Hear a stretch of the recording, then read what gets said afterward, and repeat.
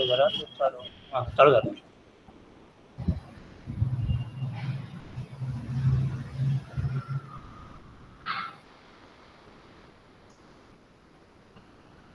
श्री गुरुदेव दत्त. श्री एकनाथ महाराजांच्या हरिपाठाच्या अभंगावर आपलं प्रवचन निरूपण सुरू आहे. त्यातला हा 12वा श्लोक आहे. तेव्हा त्याच्यावरचं आपण निरूपण बघूया.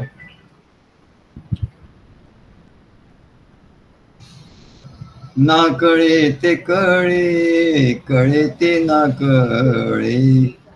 ना कळे ते कळे, कळे ते ना कळे. वळे ते ना वळे, गुरु विणे. वळे ते ना वळे, गुरु विणे. निर्गुणी पावले सगुणी भजता. निर्गुणी पावले सगुणी भजता. विकल्प धरिता जिव्हा जडे. विकल्प धरिता जिव्हा जडे. बहुरूपी धरी संन्यासाचा वेश. बहुरूपी धरी संन्यासाचा वेश. पाहुनी तयास धन देती. पाहुनी तयास धन देती. संन्याशाला नाही बहुरूपी आला. संन्याशाला नाही बहुरूपी आला. सगुणी भजता तेथे पावे. सगुणी भजला तेथे पावे. अद्वैताचा खेळ दिसे गुणागुणी. अद्वैताचा खेळ दिसे गुणागुणी.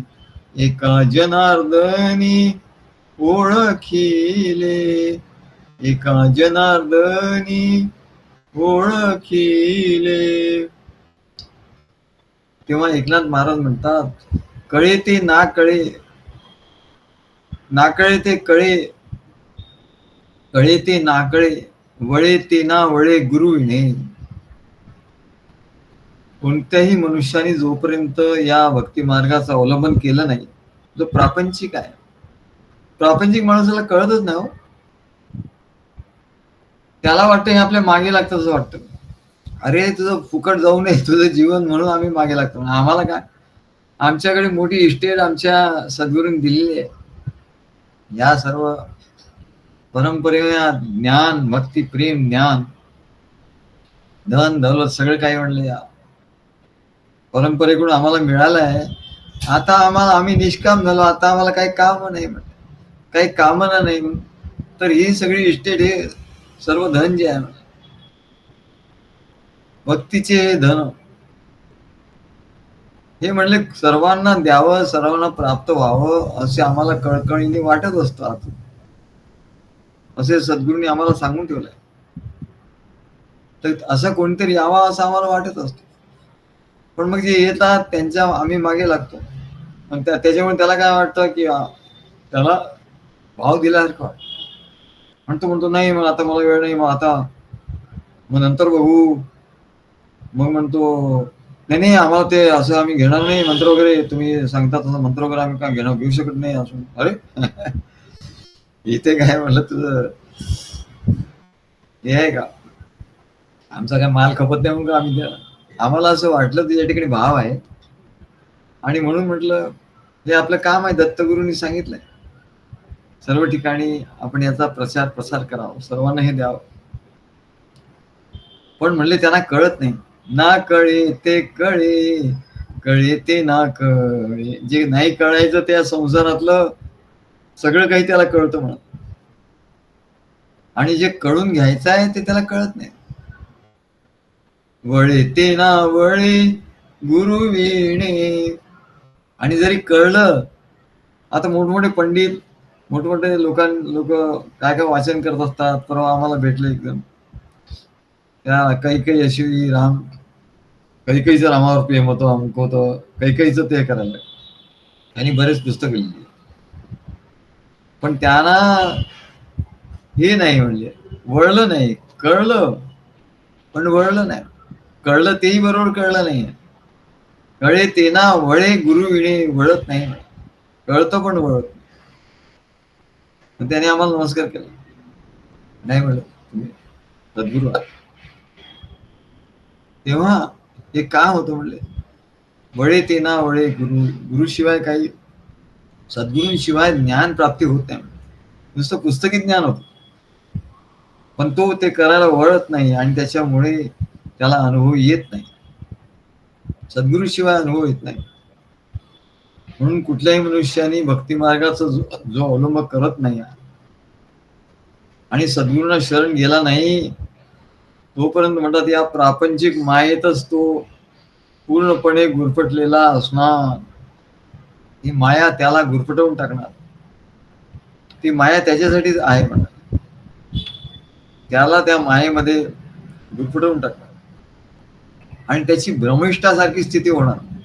तो भ्रमिष्ठ होतो. म्हणजे काय करायचं, रोज सकाळी उठायचं, कुठे जायचं, काम करायचं, ज्याला जे काही दिलंय ते काम करायचं, परत झोपायचं, परत उठायचं. का त्याच्यामध्ये अनेक दुःख, अनेक संकट, अनेक अडचणी, याच्यातच तो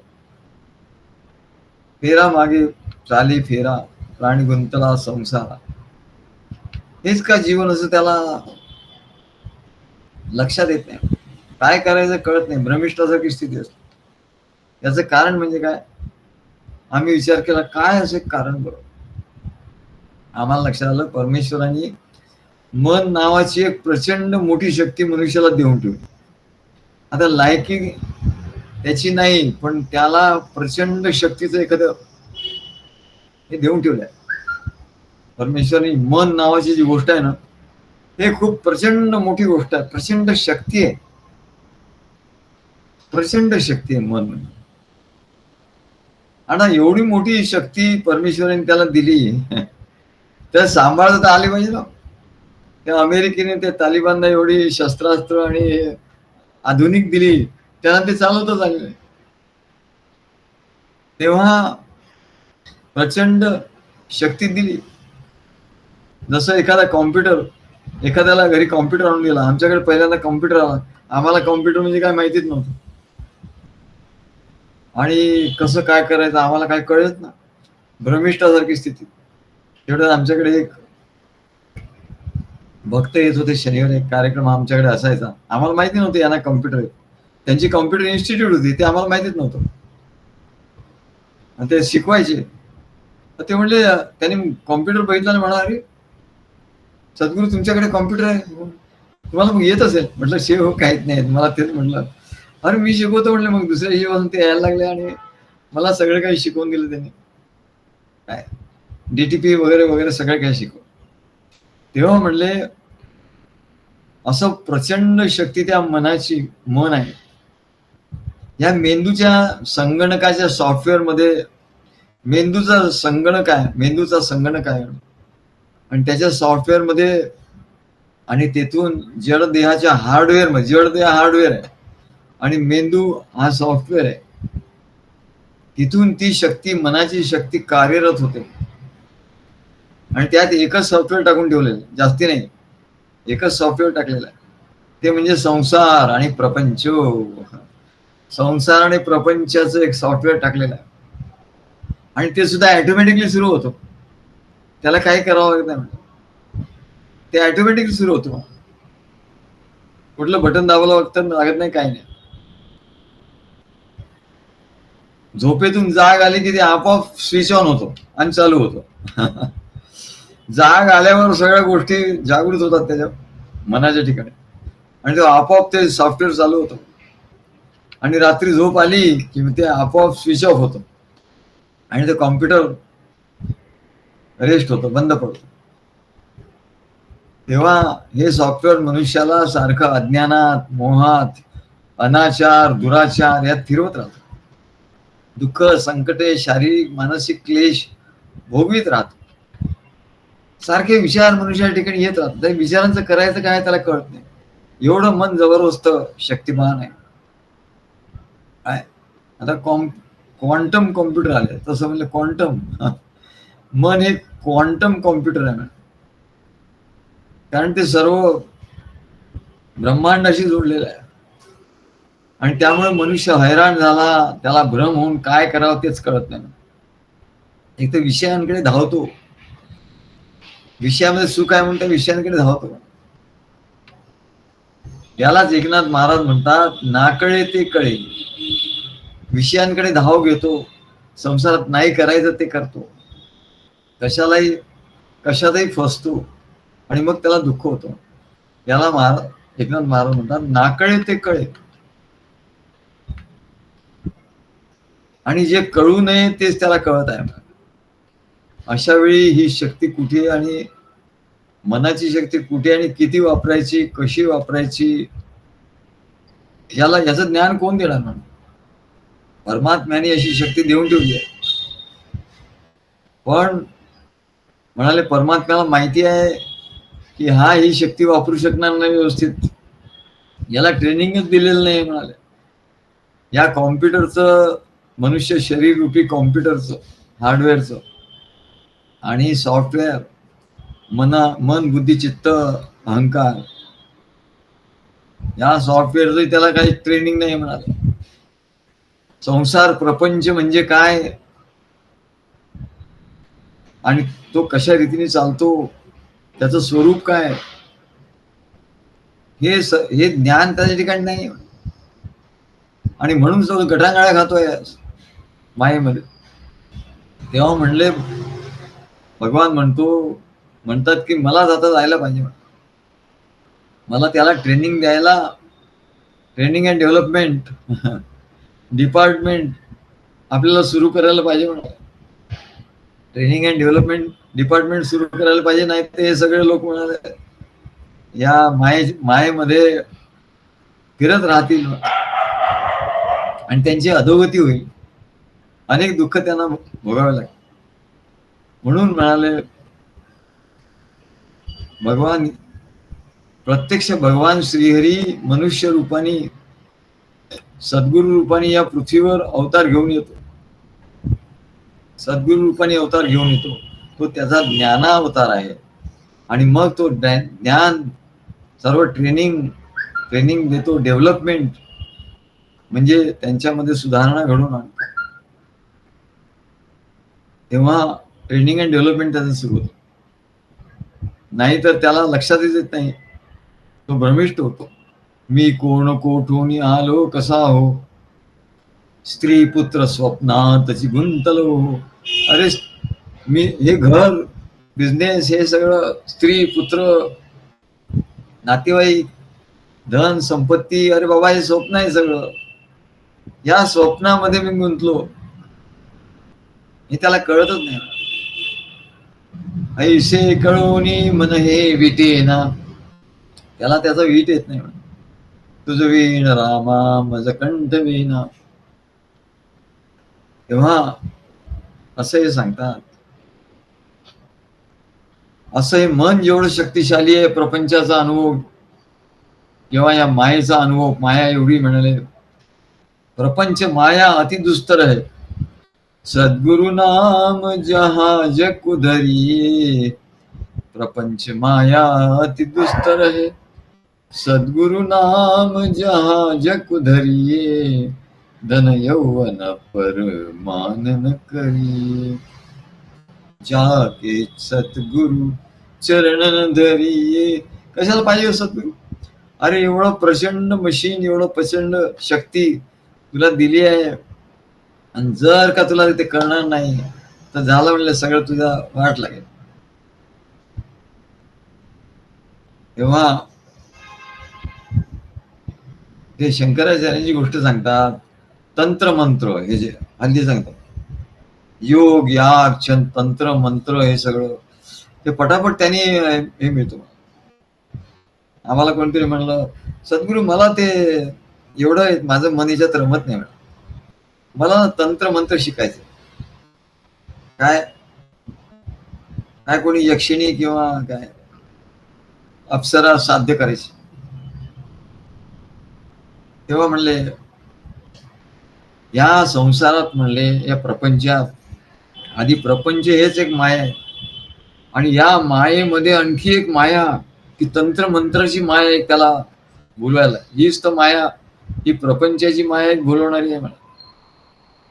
आणि सर्व त्याला विषयांकडे घेऊन जाणारी आहे. तेव्हा आणि अधोगती करणारी आहे. आणि त्याच्यात आणखी तंत्रमंत्र करून तो आणखी त्या मायेमध्ये आणखी गुंतायला बघतो. तेव्हा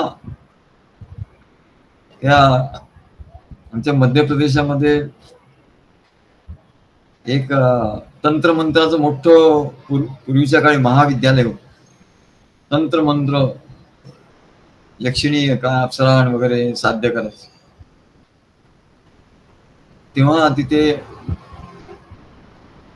एक जबलपूरच्या जवळ एक जागा आहे, तिथे म्हणतात बटुक भैरव. तिथे तंत्रमंत्राची सर्व साधना, सर्व जगातले लोक येऊन तंत्रमंत्राची साधना पूर्वी करत होते, आताही करतात.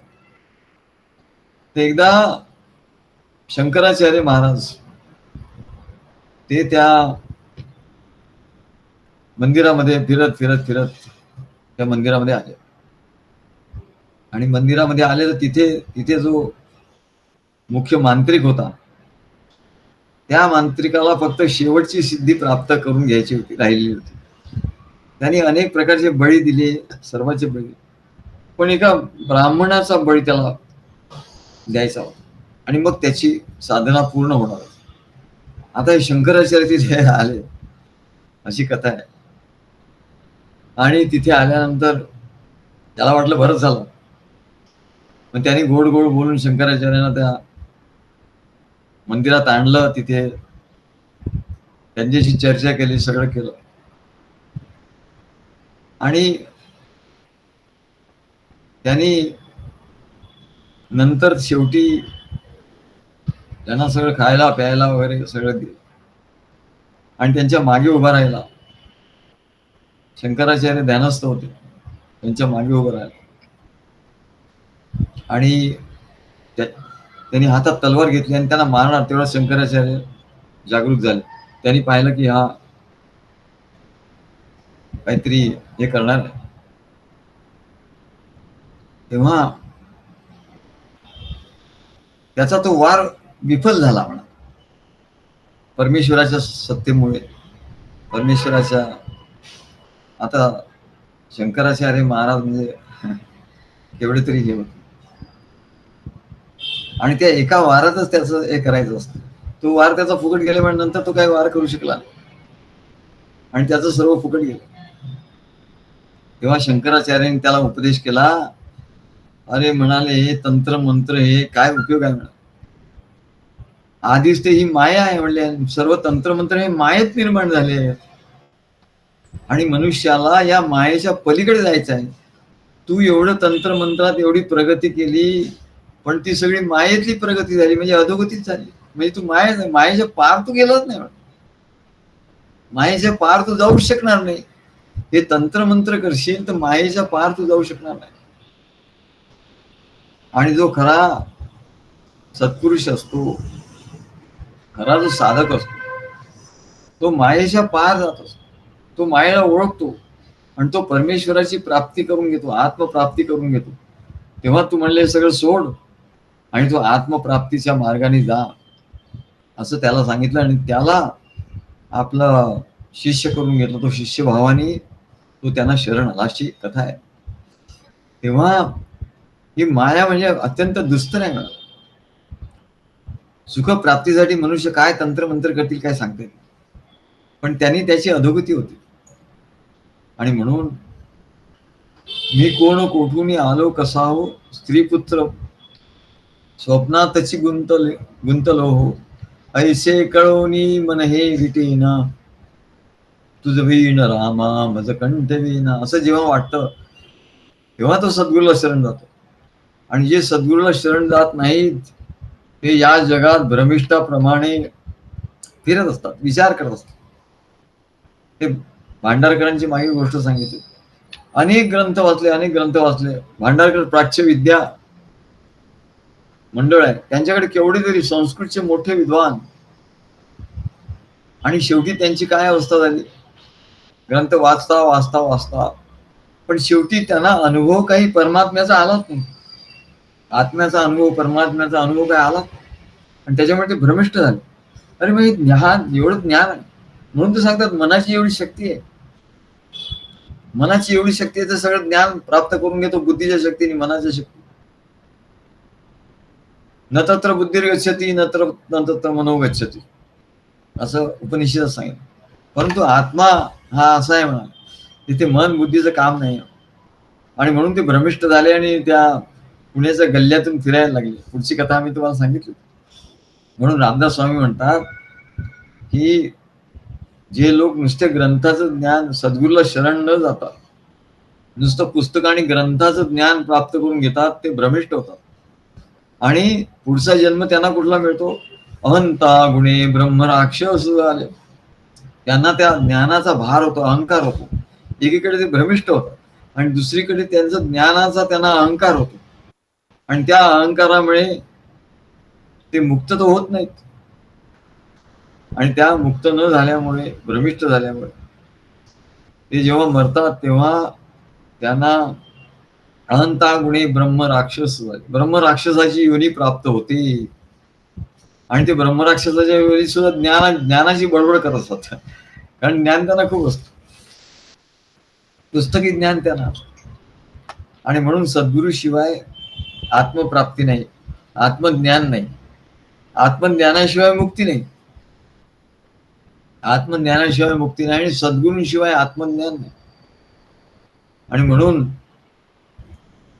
ते विचार करतात आणि वागत असतात भ्रमिष्ठाप्रमाणे. म्हणून प्रत्येक मनुष्याला त्याचा स्वार्थ कळतो.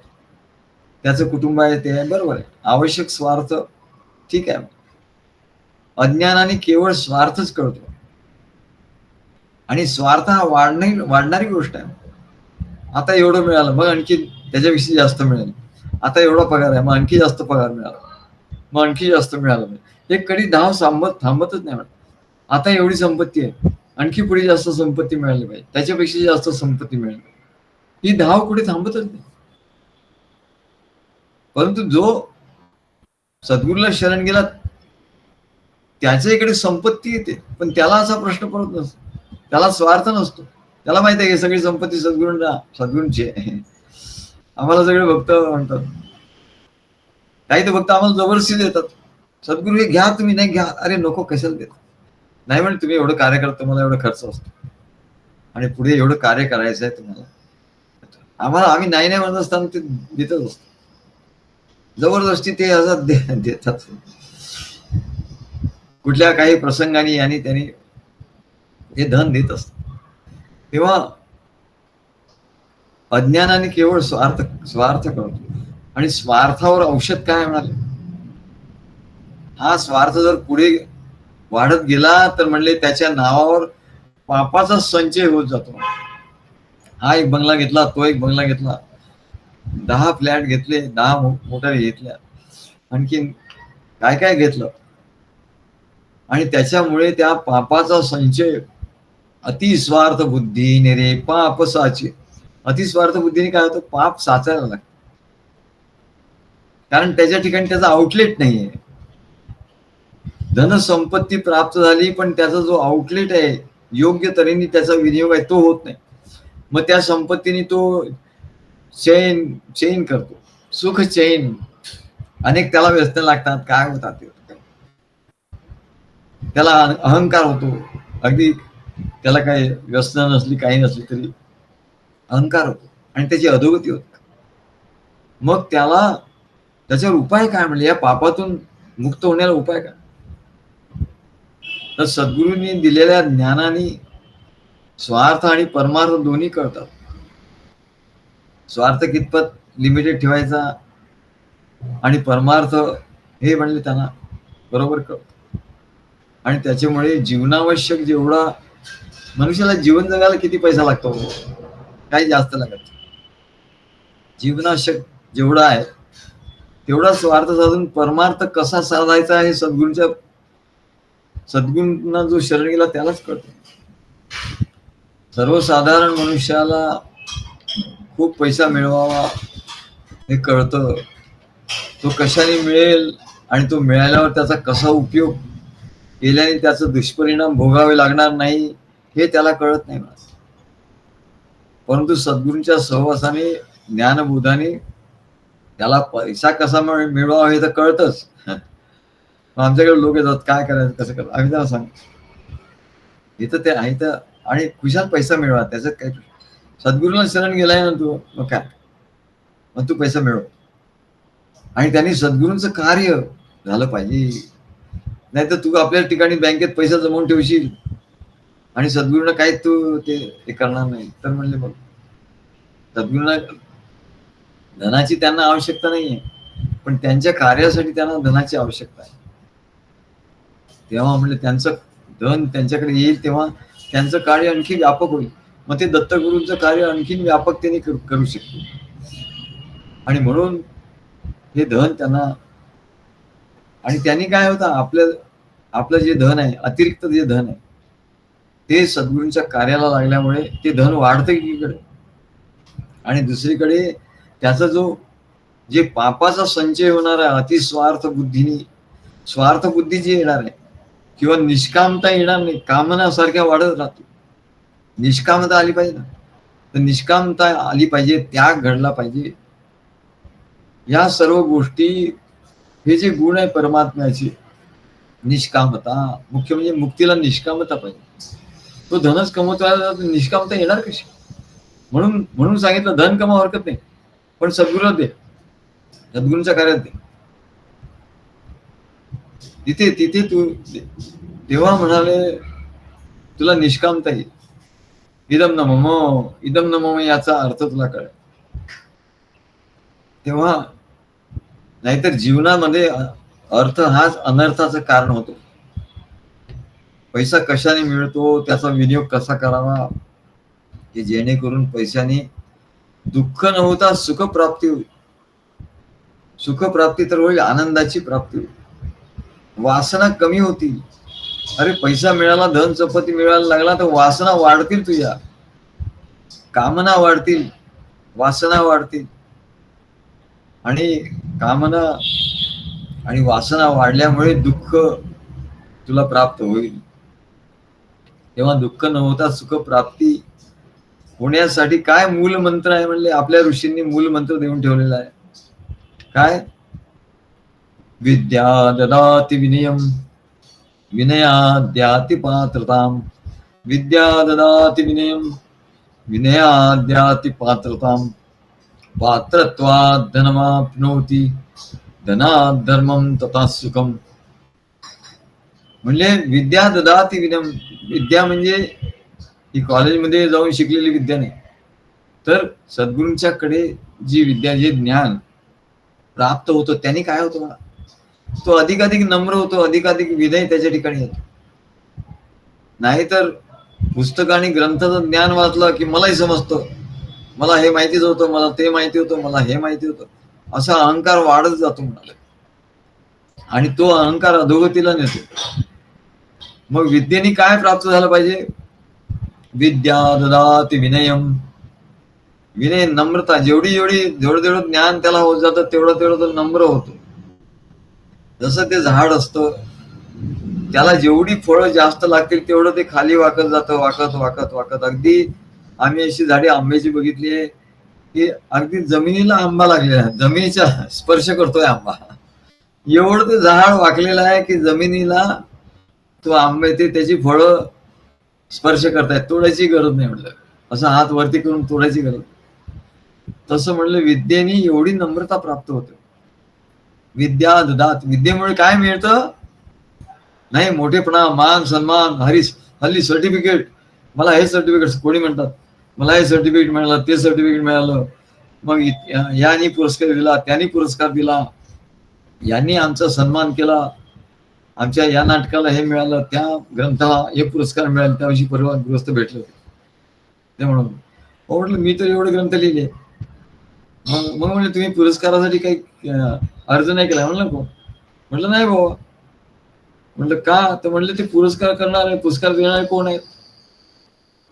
आधी त्या पुरस्कार देणाऱ्याची पात्रता काय आहे म्हटलं. ते पुरस्कार कोण देणारे बघितल्यानंतर मला लक्षात नको बाबा, यांच्याकडनं पुरस्कार नको. आणि आमच्या सद्गुरूंनी पुरस्कार दिलेला आहे, त्याच्या पुढे कोण देणार आहे म्हटलं पुरस्कार. आणि त्या पुरस्काराचं काय करायचं आहे? It is merely a piece of paper. तो म्हणले एक कागद आहे म्हटलं, त्याच्या पलीकडे. पण लोक असे लावून ठेवतात पुरस्कार वगैरे.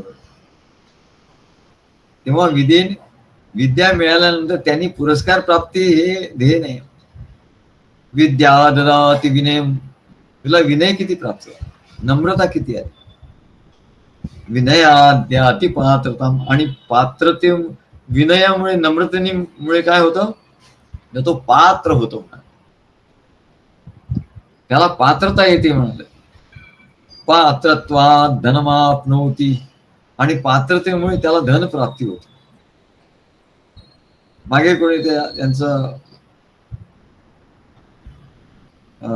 माहिती आली होती आपल्या टाटांची, रतन टाटा. ते म्हणाले ते भाड्याच्या घरात राहतात आणि गरिबांबद्दल त्यांना फार कळवळ आहे. आणि ते कोणालाही असे त्यांना मान सन्मान काही लागत नाही. कुणाशी जाऊन बोलतात, अत्यंत नम्रता त्यांच्या ठिकाणी. तेव्हा विनयाद्याति पात्रता. त्यांना पात्रता कशामुळे आली, नम्रतेमुळे. पात्रत्वात् धनमाप्नोति. आणि त्यांची पात्रता त्यांच्या ठिकाणी नम्रतेमुळे एवढी पात्रता आली की त्याच्यामुळे त्यांना धन प्राप्ती झाली. आणि मग धन प्राप्त झाल्यानंतर त्यांनी काय केलं, अनेक ठिकाणी ते डोनेशन देत असतात. आता ते काही याच्यात नाही आहे, सद्गुरूंच्या कार्यात वगैरे असं काही नाही. पण धन देतात ना, दान देतात. दान करण्याची वृत्ती आहे. धनात् धर्मम. धन मिळाल्यानंतर काय केलं पाहिजे, धनात् धर्मम. धर्मासाठी ते खर्च केलं पाहिजे. मग सगळ्यात मोठा धर्म कुठला, भागवत धर्म. सद्गुरूंचं कार्य, त्यात जो भागवत धर्म आहे ना, त्या भागवत धर्मासाठी तो खर्च केला पाहिजे. धनात् धर्मम ततः सुखम. आणि त्यांनी खरं ते आत्मसुख प्राप्त होतं. म्हणून आधी विद्या प्राप्त करून घ्यावी. विद्या म्हणजे सद्गुरूला शरण जाऊन ज्ञान प्राप्त करून घ्यावं. त्या ज्ञानाने नम्रता, निरहंकार वृत्ती. नम्रता म्हणजे काय, निरहंकार वृत्ती. आणि त्या नम्रतेने, निरहंकार वृत्तीने मनुष्याला धनप्राप्तीची पात्रता आहे. पात्रतेने धनाची प्राप्ती होते. आणि हे धन सद्गुरू कार्यासाठी लावल्याने धर्म घडतो नाही. आणि आपल्याजवळ ठेवल्याने अधर्म घडतो. ते पैसे कुठे कसे जातील काय सांगता येत नाही. सद्गुरू कार्यासाठी लावल्याने त्या धर्म घडतो. म्हणून आम्ही वारंवार सांगतो, रे बाबा तुला काही अतिरिक्त पैसा असेल ना, परत एक फ्लॅट घे, परत हे अमुक घे, परत आणखी काहीतरी घे. अशा गोष्टीत खर्च करू. तर सद्गुरू कार्यामध्ये तो खर्च. धनात् धर्मम तथा सुखम. नाही तर म्हणले या मायेच असेल तू. हा एक फ्लॅट, तो एक फ्लॅट, तो एक फ्लॅट. झाली माया वाढत चालली म्हणा. जसं शंकराचार्यांनी सांगितलं, अरे माया तू वाढवली म्हणा. मायेचा अंत करायचा, मायेच्या पलीकडे जायचंय म्हणा. आणि तू हे काय करतोय, एक फ्लॅट झाला, दुसरा झाला, तिसरा झाला. ही मायाच वाढवत. आणि सद्गुरू कार्यात जो धर्म घडायचा तो काहीच नाही. मग धर्म नाही घडला तर अधर्म घडेल म्हणा. आणि अधर्माने अधोगती होईल. धनात् धर्मम ततः सुखम. परंतु जे लोक सद्गुरूला शरण न जाता केवळ धनप्राप्ती करतात, अगदी अधर्माच्या मार्गाचा अवलंब नाही करत, धर्माच्या मार्गाने संपत्ती ते प्राप्त करतात. पण तरी ती जर वाढली जास्त तर त्याच्यामुळे अधर्मच घडणार, संसार घडणार. संसार म्हणजे अधर्मच आहे. तेव्हा अधर्माच्या मार्गाचा अवलंब ते करतील. आणि अधर्माच्या मार्गाने सुद्धा पैसा, त्याचा तुम्ही विचारच करू नये. अधर्माच्या मार्गाने धन प्राप्ती करून त्यांचं काय, त्याचं ते वेगळंच आहे. परंतु धर्माच्या मार्गाने जरी धन प्राप्ती केली तरी पण त्याला जर धर्मामध्ये खर्च केला नाही, धनात धर्माचा तर अधोगती होईलच. आम्हाला हे विचार होते संजीव चव्हाण की सद्गुरू बघ, आम्ही तर एकदम धर्माचे आहे, आम्ही कोणाचं काही येत नाही, धर्माच्या मार्गाने आम्ही पैसा मिळवतो. मग ते बरोबर आहे ना? म्हटलं हो बरोबर, धर्माच्या मार्गाने पैसा मिळवा, पण तो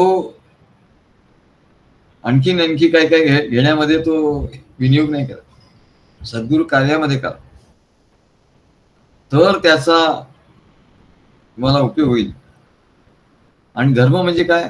सर्व धर्मामध्ये धर्म स्वरूपी राहणे हा स्वधर्म. शेवटी तुला स्वरूपाची प्राप्ती व्हायची आहे. सकल धर्मामध्ये धर्म आत्मधर्म आहे. आत्मधर्माची प्राप्ती व्हायची आहे. त्याच्यासाठी सद्गुरूंचा हा भागवत धर्म हा वाढला पाहिजे, आणि त्याच्यासाठी त्या धनाचा विनियोग झाला पाहिजे. तेव्हा जे सद्गुरूचे भक्त असतात ते आपल्या धनाचा उपयोग काय सद्गुरूंच्या कार्यासाठी करतात. ते स्वतः म्हणतात सद्गुरू घ्या घ्या, काहीतरी प्रसंगानिमित्ताने ते असं आम्हाला काहीतरी असा गपचूप आणून द्यायचं. गपचूप अरे एवढं गपचूप कोणी बघत नाही ना. बरोबर आहे, धन जे आहे ना, धनाचं दान करतो ना तेव्हा ते कोणाला दाखवू नये. गुप्त धन, ते गुप्त दान. जी गोष्ट खूप जेवढी गुप्त असते ना तेवढी ती खूप वाढते, आणि त्याचं मूल्य तेवढं वाढतं म्हणा, त्याचं पुण्य तेवढं वाढतं. म्हणून अनेक बरीच लोक भक्त मंडळी आम्हाला पाठवत असतात. आम्ही एकदम जीपे उघडला तरी म्हणले हे काय, कोणीतरी आम्हाला दर महिन्यात असं पाठवतं. अरे कोण आहे? आम्ही आधी शोधून काढा कोण आहे दर महिन्यात जीपे. मग लक्षात आलं की अरे हे आपले हे भक्त आहेत, त्यांनी मग गुप्त पण त्यांनी आपलं नाव पण गुप्त ठेवलं. तेव्हा गुप्त सद्गुरूंना सुद्धा ते गुप्तपणे ते पाठवत असतात. आणि म्हणून जे गुप्तपणे असं धन पाठवतात त्यांना म्हणाले गुप्त धन, त्यांचं धन वाढत असतं. गुप्त दान करावं, नाही तर काही लोक असं दान करून लोकांना दाखवतात आम्ही एवढं दान केलं तेवढं दान केलं, मग त्याचं महत्व राहत नाही. जी गुप्तता हे फार महत्वाची. हे ते ज्ञान हे धन आहे म्हणा. भक्तांचे हे धन, भक्तीचे साधन भक्तांचे हे धन. त्याच्यानंतर ज्ञान हे सगळ्यात मोठं धन आहे. सद्गुरू आपल्याला सगळ्यात मोठं धन देतात, ज्ञान देतात. आणि शंकराचार्यांनी सांगितलं अरे सगळ्यात मोठं धन काय आहे, त्याला सांगितलं तुला धनच मिळवायचं, सुखच मिळवायचं, सगळ्यात मोठं धन म्हणजे ज्ञान. तेव्हा सद्गुरू आपल्याला ते सगळ्यात मोठं धन देतात, पण ते गुप्तपणे देतात. ते म्हणतात अरे कोणाला सांगू नको म्हणजे सद्गुरूंच्याकडे आम्ही जातो, तू पण ये, हे सगळं सांग, पण जे काही गुप्त गोष्टी आहे ते सांगू नको. म्हणून आम्ही आता पुस्तकं वगैरे बाहेर देणं बंद केलं. घोरपडे आमचे म्हणाले, सुनील घोरपडे, सद्गुरू एवढे याच्यामध्ये केवढं गुप्त ज्ञान आहे, केवढं गुप्त ज्ञान आहे. मी म्हटलं मला तुम्हाला ते सांगितलं. ते म्हणले आधी मला असं वाटलं की सगळ्यांना आपण पुस्तक द्यावी, नंतर आता काही मी देत नाही म्हणाले, कारण ह्याच्यात एवढं गुप्त आणि सखोल ज्ञान आहे हे कुठंच नाही. म्हणले मी हे तर वाचलंच नाही, मी एवढे ग्रंथ वाचले, आणि म्हणले इथे एवढं गुप्त आहे, हे सिक्रेटच ठेवतो. म्हणलं सिक्रेट ठेवा, कोणाला काय पुस्तक आपलं देऊ नका. आपल्या काय व्यापार थोडी करा, धनप्राप्ती कुछ थोडी करायची, धनप्राप्तीची साधनं आपली वेगळी आहे. म्हणून सिक्रेट ते म्हणाले गुप्त धन आहे, गुप्त ठेवायचं. म्हणून आपले चॅनल आहे पण ते सुद्धा प्रायव्हेट करायचे. आता ते बघतच नाही कोणी. बरं आहे, खूप लांब आहे, एक तास 1.5 तास लोक कंटाळून जातात काय. त्याच्यामुळे आपले भक्त मात्र ते ऐकत असतात. त्यांच्यासाठीच तर आहे ते धन. आपलं धन जे आपले आहे त्यांच्यासाठीच आहे ना, इतरांसाठी नाही. म्हणून एकनाथ महाराज म्हणतात, ना कळे ते कळे, कळे ते ना कळे, वळे ते ना वळे, गुरु विणे. अरे सद्गुरु शिवाय तुला आत्मप्राप्ती होणारच नाही ना. काय निर्गुणी पावले सगुणी भजता, विकल्प धरिता जिव्हा झळे. निर्गुणी पावले सगुणी भजता. सगुण सद्गुरूंचं भजन करता करता करता ते निर्गुणाला पावले. कशी पावले ऑटोमॅटिक त्यांनाच कळलं नाही. निर्गुणाचं ज्ञान त्यांना होऊन गेलं. पण निर्गुणाचं ज्ञान असं डायरेक्ट होत नाही. निर्गुणी पावले सगुणी भजता. सगुण सद्गुरूंचं भजन करता करता करता ते निर्गुणात कधी गेले कळलंच नाही म्हणाला. विकल्प धरिता जिव्हा झळे. आणि ज्यांनी विकल्प धरला त्यांना म्हणले ज्ञान झालं नाही, त्यांची जिव्हा झळली, ते त्यातून दूर झाले, त्यांना आवडलं, ते दूर झाले. आणि बरंच झालं नाही झालं, याची गुप्तता राहिली ना. परमेश्वर हा निर्गुण निराकार जरी असला, निर्गुण निराकार आहे ना, तरी त्याच्या कोणत्याही स्वरूपाची भक्ती त्यालाच पोहोचते. कुठल्याही स्वरूपाची त्याची भक्ती केली, कुठल्याही, आपण सांगतो ना एवढे 33 कोटी देव, तुमच्या हिंदू धर्मात म्हणजे 33 कोटी. आपण परवा आर्य महादेव, आर्य महादेव का, तर म्हणले त्याचं दिवस रात्रीवर कंट्रोल आहे. तेव्हा आणि तो ब्रह्मज्ञानी आहे. तेव्हा ते सांगतात, कोणत्याही स्वरूपाची केलेली भक्ती ती निर्गुण निराकार परमात्म्यालाच पोचते. कारण काय, आठवते ब्रह्म नाठवते भव भ्रम. सद्गुरूंचं आठवण असेल तर ते ब्रह्म, सद्गुरूंची आठवण म्हणजे ब्रह्माची आठवण. आणि सद्गुरूंचं विस्मरण म्हणजे ब्रह्माचं विस्मरण, भ्रम. आणि नुसतं विस्मरण नाही, भव भ्रम, त्याला भव भ्रम होतो म्हणत आहे. त्याने आठवण केली सद्गुरूंची, तो ब्रह्म होतो. किती सोपा आहे. आठवते ब्रह्म, सद्गुरूंची आठवण, त्यांच्या ज्ञानाची आठवण, त्यांच्या प्रेमाची आठवण, त्यांच्या कार्याची आठवण, त्यांच्या ग्रंथाची आठवण, त्यांच्या प्रसंगांची आठवण, हे केली तर तो ब्रह्म झाला. आणि नाठव तो भरब्रह्म, भव भ्रम. त्याला काय आठवत नाही, तो विसरला, सद्गुरूंना विसरला, त्यांचं कार्य विसरला, त्यांचा प्रेम विसरला, त्याला भवभ्रम झाल्याशिवाय राहत नाही. हो, स्मरण झालं की तो जवळच आहे. सदा सर्वदा देव सन्निध आहे, कृपाळूपणे अल्पधारिष्ट पाय. भक्तिभावाने स्मरण झालं की लगेच तो त्याला पोचतो. म्हणे त्या परमात्म्याच्या सद्गुरु स्वरूपाची भक्ती केली की ते बरोबर त्या निर्गुण निराकार परमात्म्यापर्यंत नेऊन पोहोचवते. सगुण साकार सद्गुरूंची भक्ती केली की तो निर्गुण निराकार झाला म्हणा. ज्याप्रमाणे रात्रीची सूर्याशी कधी भेट होणे शक्य नाही, रात्रीची सूर्याची भेट होईल का, त्याप्रमाणे अज्ञानी जीवाला निर्गुण निराकार परमेश्वराची परस्पर भेट होणे शक्य नाही, असं महाराज सांगतात. अज्ञानी जीव किती ध्यान लावून बसला, चक्रावर ध्यान, अमक्याच्यावर ध्यान,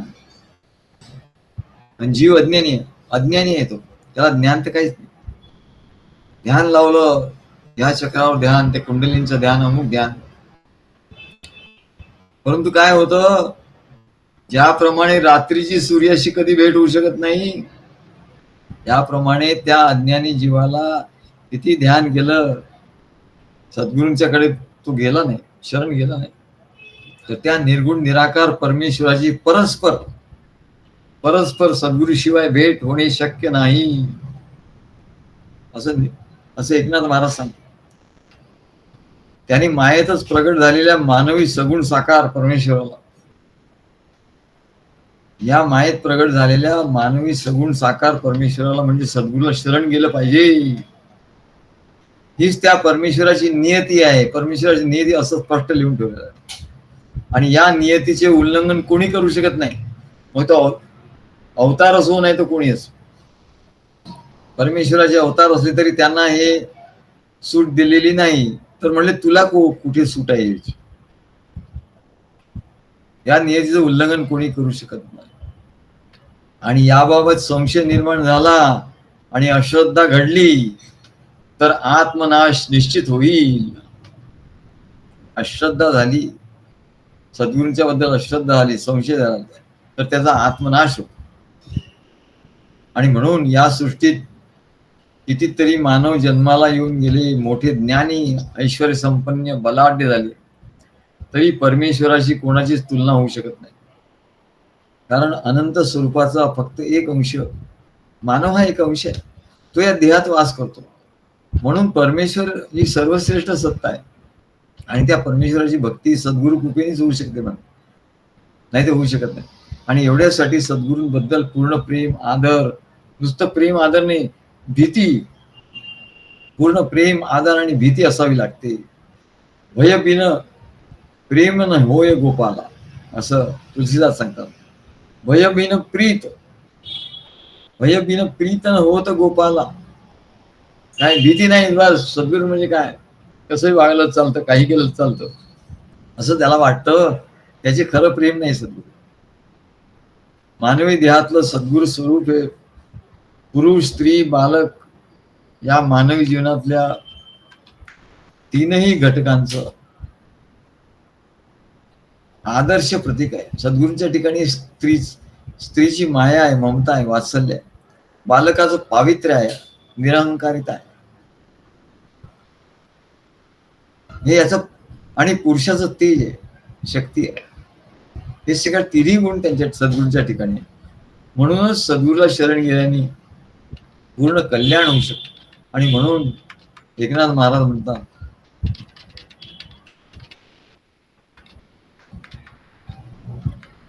ना कळे ते कळे, कळे ते ना कळे, वळे ते ना वळे, गुरु वेणे. निर्गुण पावले सगुण भजता, निर्गुणी पावले सगुणी भजता.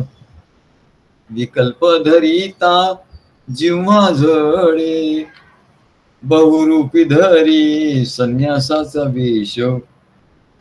पाहोन तयास धन देती, संन्याशाला नाही बहुरूपी आला. सगुणी भजला तेथे पावे, अद्वैताचा खेळ दिसे गुणागुणी. एका जनार्दनी ओळखिले. श्री गुरुदेव दत्त.